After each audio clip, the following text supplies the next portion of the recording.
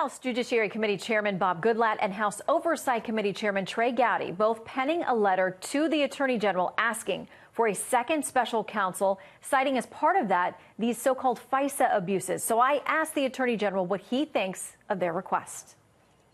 Well, I have great respect for Mr. Gowdy and Chairman Goodlatte, and we're going to consider seriously their recommendations.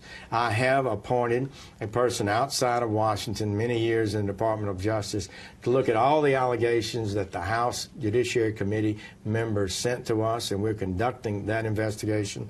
Also am well aware that we have a responsibility to ensure the integrity of the FISA process. We're not afraid to look at that.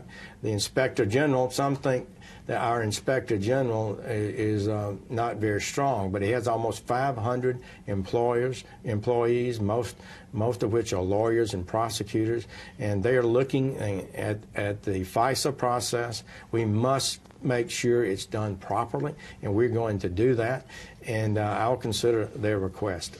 I know that a couple of things the chairman outlined, that they were worried that the Inspector General wouldn't have the same kind of access or subpoena powers to certain people who may not be under the reach of the DOJ as employees. What do you say to that concern? That's a concern that I think is worthy of consideration, and we will consider that and are considering it, actually. Okay, so the FISA applications that we've heard so much about in the news, there have been requests directly to the FISA court to be able to see some of that material. It's been referred back to the DOJ. Would you all release those applications so that people can see what was in them? I am determined to release everything that's properly releasable.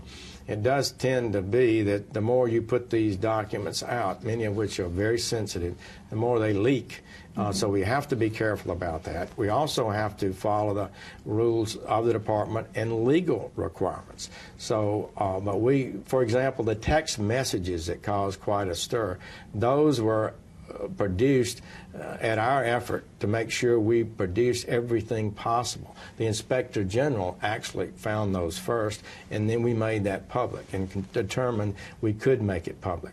Some objected to it. So you're raising a good point. We need to get as much public out to the public as possible and do it in a way that breeds confidence. And if there are errors within the department, we need to fix them. So we've got a new FBI director. President Trump appointed him. He's a talented person. He's got a new deputy replacing the previous deputy. We've got a new chief of staff in the FBI, a new communications director, a new chief counsel. So we've got a fresh start at the FBI, and these are people of integrity and ability. So I want the American people to know that things are being done, and we'll have the kind of department that everybody can respect. That is a determination of mine, and but we got to do it in a proper way.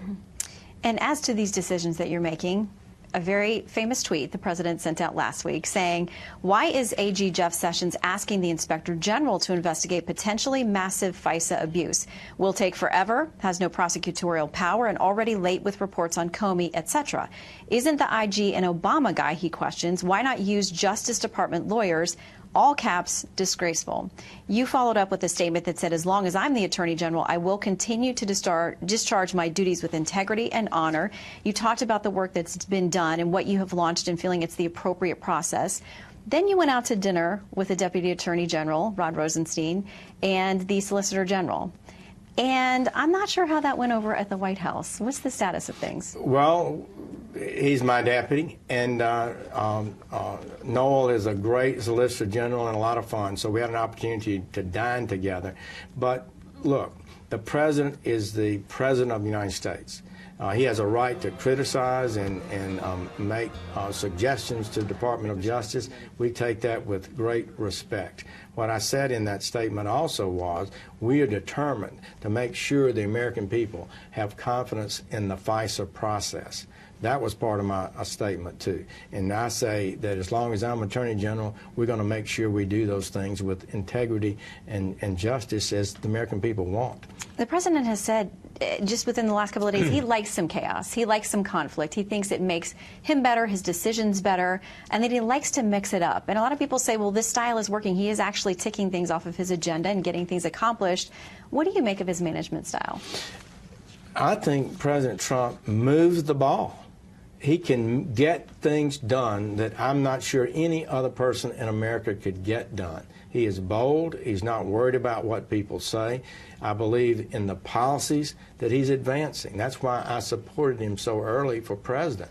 He was saying the things that I thought Americans had a right to hear.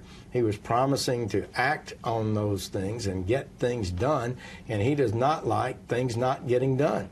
He keeps pushing every day. It's a remarkable strength that he has, and I think it's good for America.